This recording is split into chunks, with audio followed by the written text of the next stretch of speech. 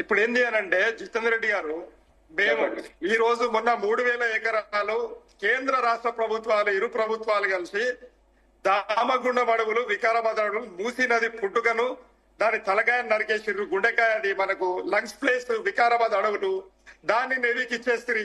ఈ రోజు మళ్ళా ఉన్న కనీసం lungs place Hyderabad central university ఆ అడవిని కూడా 400 ఎకరాలను సుప్తాసాఫ్ చేస్తామంటే మరి ఈ నగర ప్రజలు ఏ ఆక్సిజన్ పీల్చుకొని బతకాలనేది ఒకసారి ఆలోచన చెయ్యండి.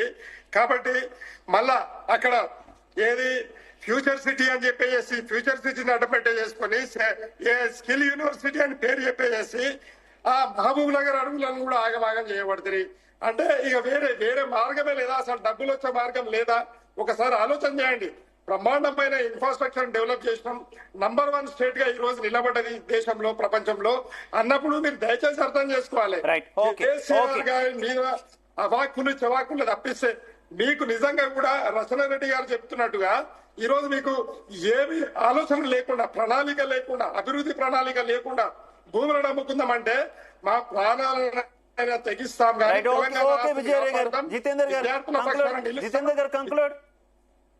చూడండి, మీ 16 నెలల గవర్నమెంట్ లో ఎన్ని ఎకరాల భూమి యాక్వైర్ చేసినాము, ఎన్ని ఎకరాలు అమ్మినామండి? ఎక్కడ అమ్మినాము? ఎక్కడ అయింది ఇది?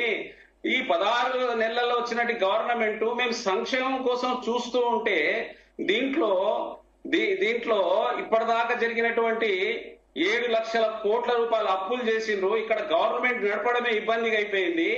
ఈ రోజు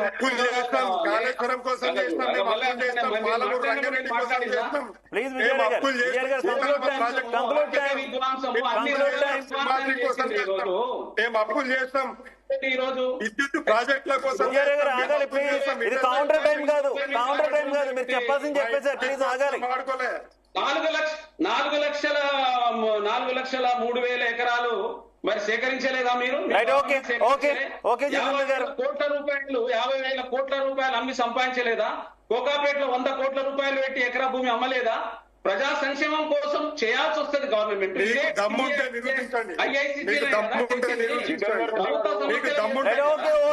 యూ సో మచ్ జితేందర్ గారు, thank you so much Ratna Reddy గారు, థ్యాంక్ యూ సో మచ్ విజయారి క్షత్రియ గారు, thank you so much Balakrishna గారు, అలాగే గాలి వినోద్ కుమార్ గారు, అందరికీ కూడా ధన్యవాదాలు.